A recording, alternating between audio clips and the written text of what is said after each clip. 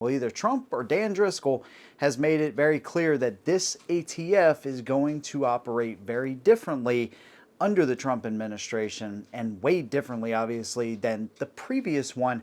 And today we're going to look at that. A very simple gesture, something that they removed at the ATF, which is the Faces of Gun Violence wall, and how this has had an impact.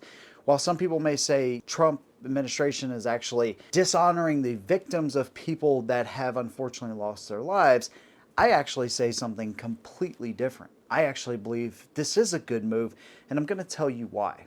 Now, whether you agree or disagree, the only thing I encourage you to do is watch till the end so you get the entire context of why I believe this Faces of Gun Violence wall should have, first of all, never been put up, but absolutely should have been taken down.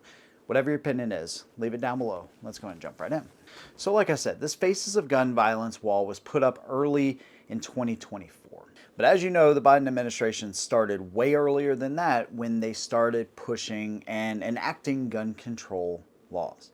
Now, let me make this very clear. People that have been affected and unfortunately lost their lives is a tragedy, right? Those people should be remembered, but not at the ATF. Essentially what this created was a somewhat of an emotional pull. So everybody that worked at the ATF, which is way too many people, but the people there at headquarters seen this wall presumably every single day, and their first thought is not, how can we protect the rights of gun owners? How can we stop bad guys?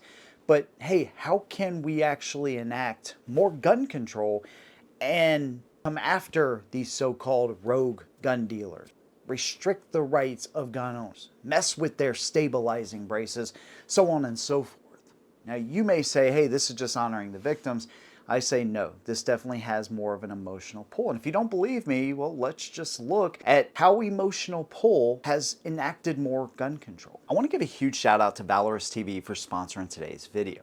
They're one of the few channels out there that are solely focused on American history and heroes and the people that have defended and continue to defend our nation. They actually have exclusive movies, documentaries, and interviews with people that were actually there in some of the biggest events in American history. Now, the World War II documentaries for me are my personal favorites. I love that period of history, and they provide a ton of different World War II documentaries, but they actually have a lot on their sites. I'm going to leave a link to Valorous TV's YouTube channel down below, and there's no subscription, there's no cost or anything like that. Subscribe to their channel, of course, because they're a source of great content, but there's no money involved. You can literally watch everything they have right here on YouTube for free. So if you want to hear from and watch the people that have served and protected our country throughout its entire history, make sure you subscribe to Valorous TV. Sandy Hook, super tragic event. And there's two things that Sandy Hook told us. First of all, emotional pull works. Connecticut passed all kinds of gun legislation in the year following. It's all weapons bans, universal background check, mag capacity limitations, and a firearm offender registry. And along with showing the faces of those children, and in that moment they knew we have to do it now, right? We have to keep that emotional pull. So what does the media do? They continue to show it, and they continue to show the person who did it as well. Our president at the time, right? He got flack for crying whenever he was talking about this, and his emotions may have been true. I mean, it is a sad situation for sure, and I don't want to take anything away from that, but Obama also understands the emotional pull and how this can further an agenda. And again, that is speculation on my part, but I believe that's why a lot of people were skeptical of that entire situation.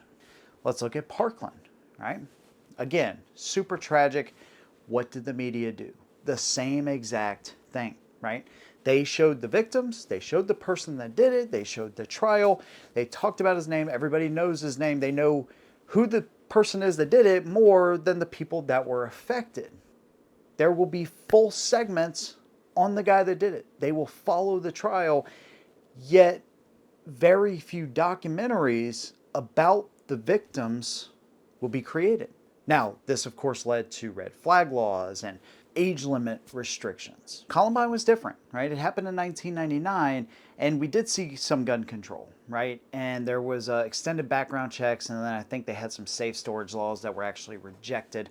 Colorado, since then, has become one of the most restrictive states when it comes to gun rights. But you can see the progression of how gun control has gotten more extensive, more restrictive, and even emotional campaigns have gotten to that point as well. If you've ever heard of something called My Last Shot, this is essentially a activist campaign that I believe started in Colorado, actually, where kids have some kind of identifying sticker on their IDs, their backpacks, something related to them, which basically says they will allow the media to show pictures of them if something were to happen to them in a tragic event like that.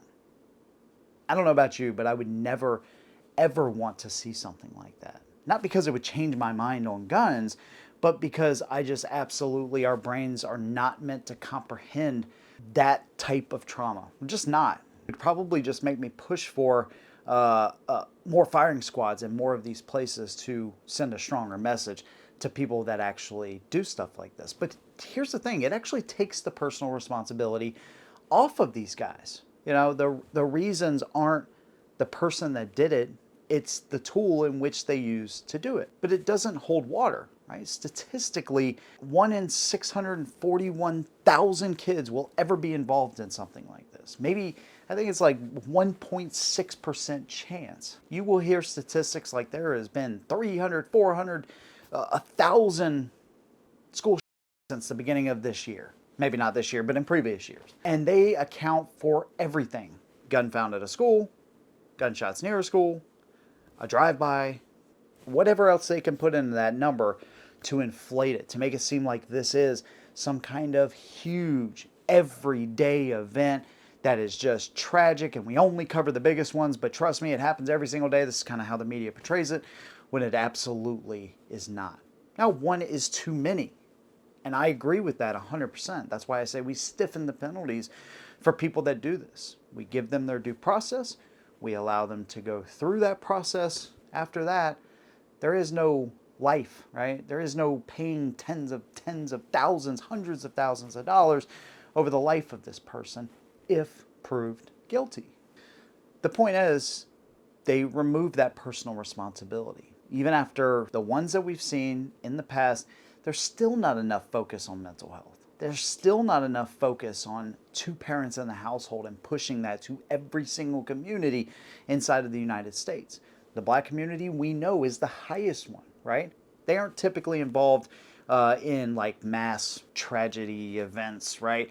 But they certainly are involved in more gang-related violence at a younger age, dropping out of high school, chances of living in poverty and staying in poverty. All of this stuff goes up when you don't have two parents in the household. Some situations cannot be helped. I had a member tell me that he was a single dad, right? Or he is a single dad, right? And he does what he can to teach his kid, and I respect that, single moms and single dads. The problem is we have pushed this narrative that being a single mother, especially inside of the black community, is totally fine. The government's going to take care of you, when they absolutely suck at everything they do. Let's just be honest, and they cannot fill the role of what a father can. Because remember, this wall isn't just about school. It's about all faces of so-called gun violence. It's not gun violence, it's people being violent, and they choose to use this specific tool, right? They won't talk about morality in certain situations, but when it comes to a white guy doing something like this, anything like this, they challenge the morality of gun owners completely. They say, how can we refuse common sense, all in quotation marks if you're listening to this, common sense gun control measures? Or, in their words, common sense gun safety. This is what they always push for. You don't care enough about these kids to implement a little bit of changes. How is this going to affect you? We don't want to take all of your guns. This is what we have constantly heard.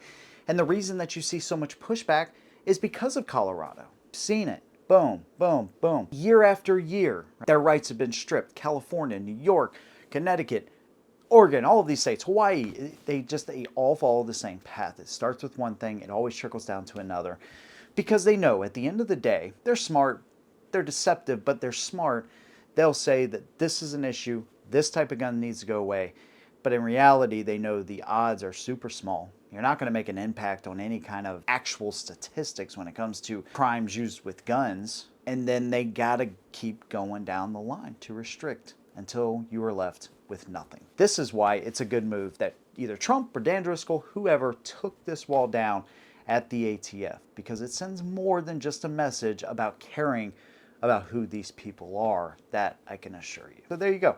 Here's my opinion. Let me know what you think down below. If you like what I do, consider subscribing. See you in the next one. And as always, hold them down.